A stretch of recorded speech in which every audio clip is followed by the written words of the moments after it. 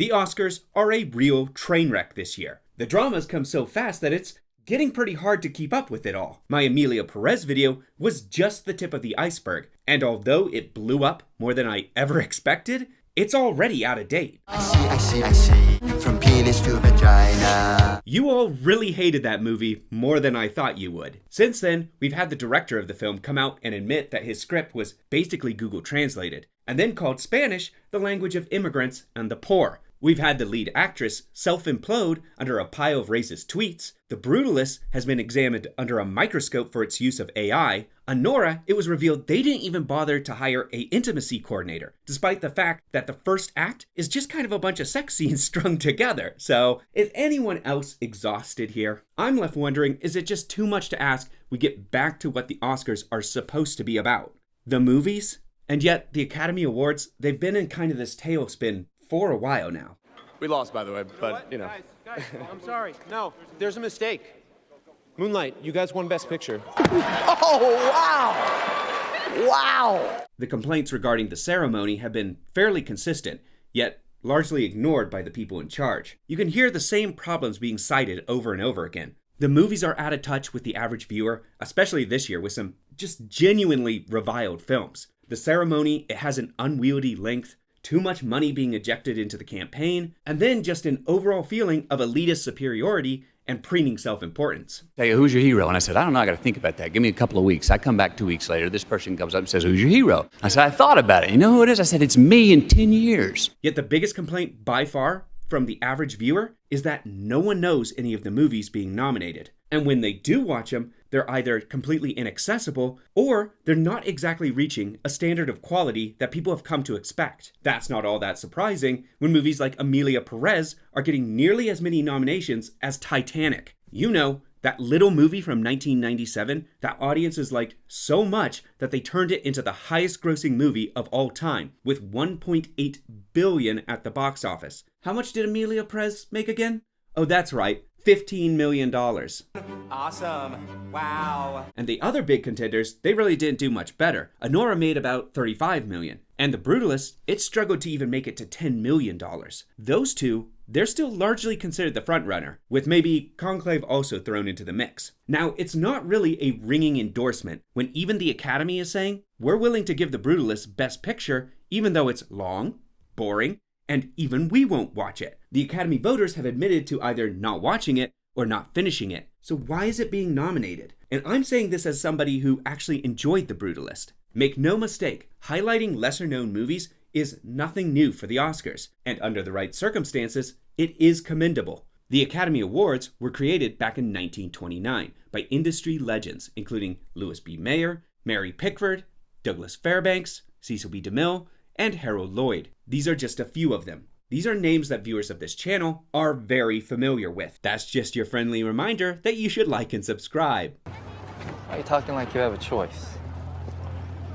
It was created to show appreciation to those working in the industry. The very first ceremony wasn't aired because television was not yet widespread. It was a ticketed event held behind closed doors, with the press reporting the results in Telegram or in the papers. And here's the kicker. The ceremony, it lasted for a grand total of about 15 minutes. I'm guessing they didn't have, artists come in and sing the original songs. The lead founder of the Academy, Louis B. Mayer, he'd infamously say, I found that the best way to handle talent was to hang medals all over them. If I got them awards, they'd kill themselves to produce what I wanted. Okay? That sounds pretty cynical, but I'm sure it was said in jest. Maybe? I don't know. It was clear that the awards were intentionally made to be self-indulgent and self-congratulating. And that's fine. Everyone was literally there just to pat each other on the back. Because really, no one else was invited. There's nothing wrong with showing appreciation to your friends and coworkers. I'm just not sure we all need to be watching that. But fast forward 100 years, and the Academy Awards have evolved into an industry staple, meant to highlight some of the best work of the year as a celebration of filmography that will, hopefully, stand the test of time. And the winner is Albert S. Ruddy, Godfather. Sometimes they've gotten it right, such as like with Lord of the Rings, and sometimes they've gotten it very wrong. such as Shakespeare in Love beating out Saving Private Ryan. That's the one everyone likes to use. And yes, that's a pretty bad one. I think it's perfectly okay to put a spotlight on lesser-known movies and give them some well-deserved attention. The problem here is there used to be a benchmark for those smaller indie films. They actually had to be considered one of the top 5 of the year. You see, back in 2008, the Academy was pretty much facing the exact same problem they're facing today. It was nominating films that people hadn't seen and leaving out genre films that were considered some of the best of the decade. The big one of the year was Christopher Nolan's The Dark Knight, and to a lesser extent, one of Pixar's best movies, WALL-E. But don't worry, they were passed up by classics such as The Reader. Does anyone remember The Reader? When was the last time you popped that into the old DVD player? They faced large-scale backlash for these snubs, but fear not, the Academy, they had a foolproof solution. They were going to increase the Best Picture nomination from 5 to 10. Brilliant! Now, I suppose that is better than the patronizing popular film category that they've considered adding in the past. Like, oh, good job, we're going to pat you on the head and say, you made money.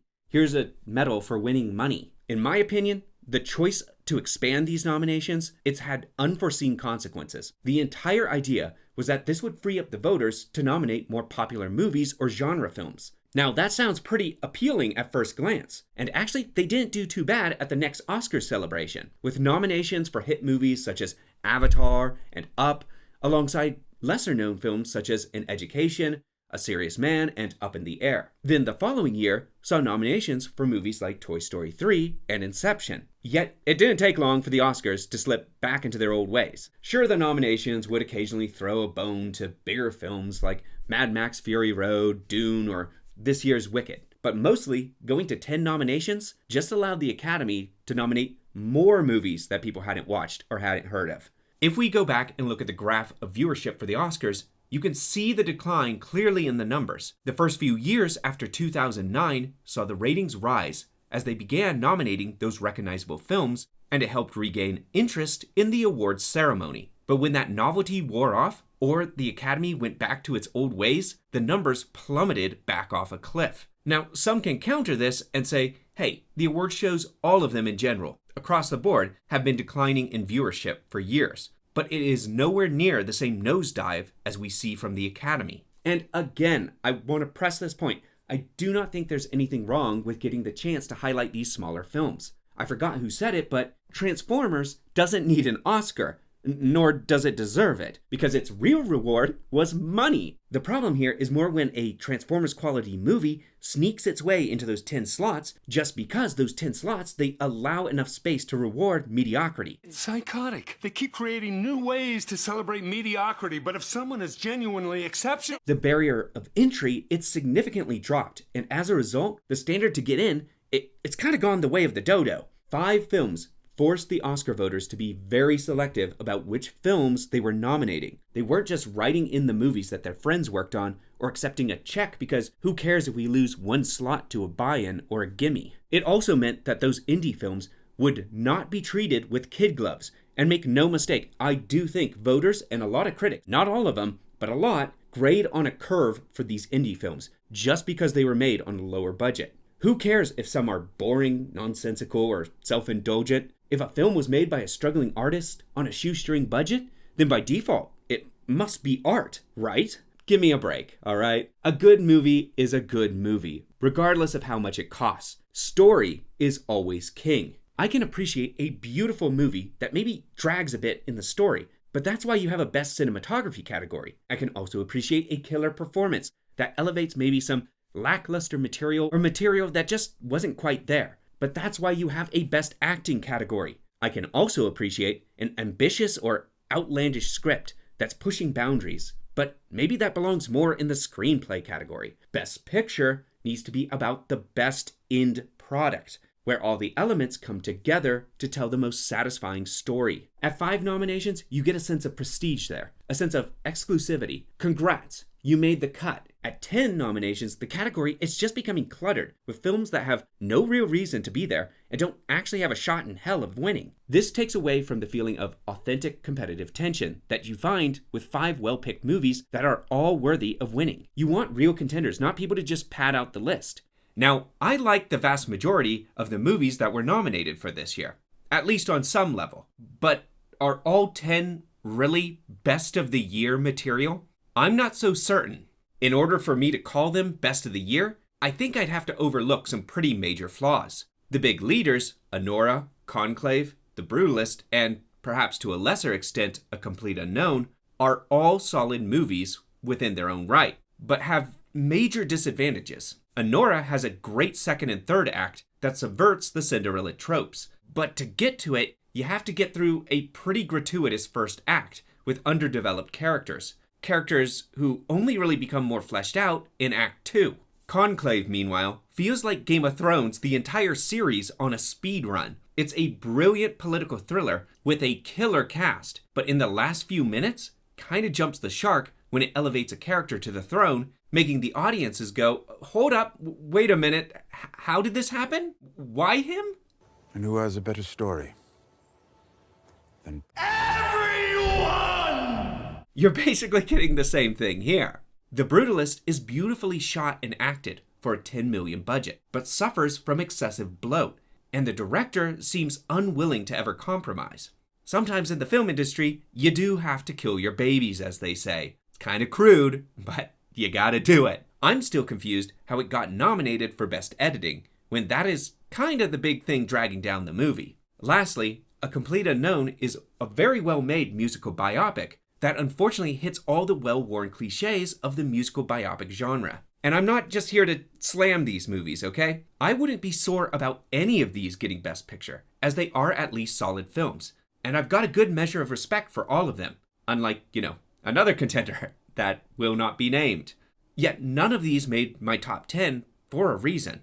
And I'm not convinced yet that if it had been down to 5 nominations, that this would have been the set we got. Or even if it had been this set of movies, at least it would have focused in the audience's attention onto these efforts.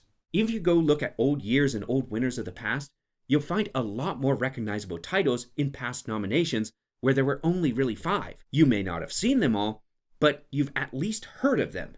And that's thanks to the limited sample size, raising the profile of the films selected. The simple act of doubling nominations, it makes each nomination feel far less worthy to the general audience, and by extension, decreases any incentive to really seek them out. When I've discussed how the Oscars need to go back to 5 films with other film snobs like myself, they always give me the exact same answer. Yeah, but then less low-budget movies are going to get exposure.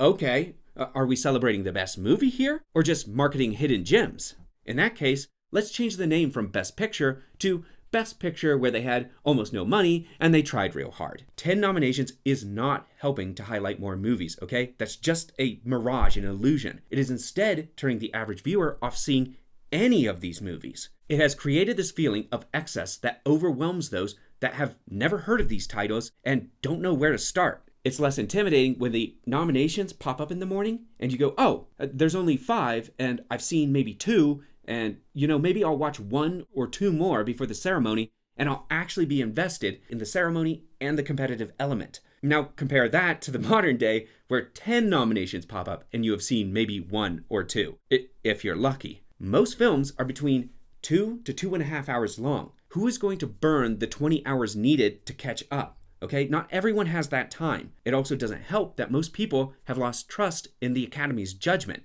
Changing the body changes society.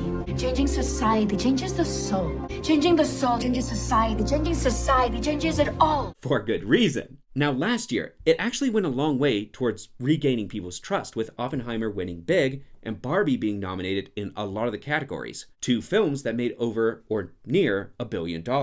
This year is so obscure that even me, a person who sees 60 to 70 movies a year, and I had only seen half of the nominees at the time they were announced. Now, I'll admit I live in a place where indie films can sometimes take a while to get here, but if these movies are so inaccessible and obscure to someone even like me, what chance does the average viewer have? There's a kind of a cynical order of operations here, all right? People don't watch the awards because they don't know the movies. They don't know the movies because they don't watch the movies. And they don't watch the movies because the nomination list is too long and unwieldy. There are too many nominations because the Academy refused to nominate movies that people would watch back when it was at 5. It's this weird circular logic, I know, but that's it. At 5 nominations, you regain the interest of the general viewer to seek out the films because there is now an amount that is digestible. Now, it would be better if it was a good mix of movies people had watched and liked, alongside a couple of new movies for them to go and discover. By going back to 5 nominations, you recreate competitive interest in the actual award ceremony.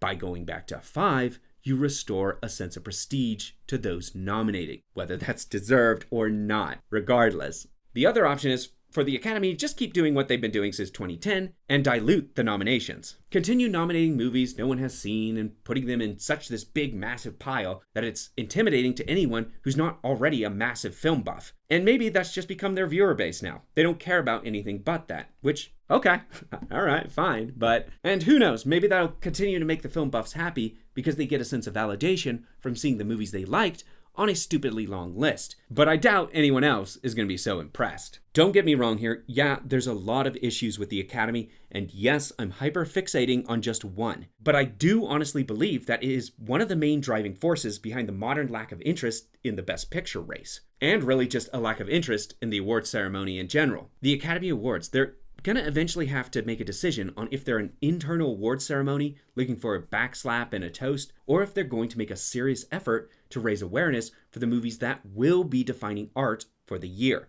That choice, it's ultimately up to them. But if they continue to hyperfixate on giving their friends accolades and nominating just the most recent indie film they saw in December, then they shouldn't be surprised when people seek accolades somewhere else. And you shouldn't be surprised when they stop airing the ceremony altogether and they return to 15-minute ceremonies held behind closed doors. But that's all I've got for this one. Am I dead wrong? Should the awards stay at 10 nominations? Give me a good reason why in the comments down below. Really let me have it. Please subscribe for more historical film flashbacks and modern movie analysis. Until I see you again, please keep those reels turning. Thank you.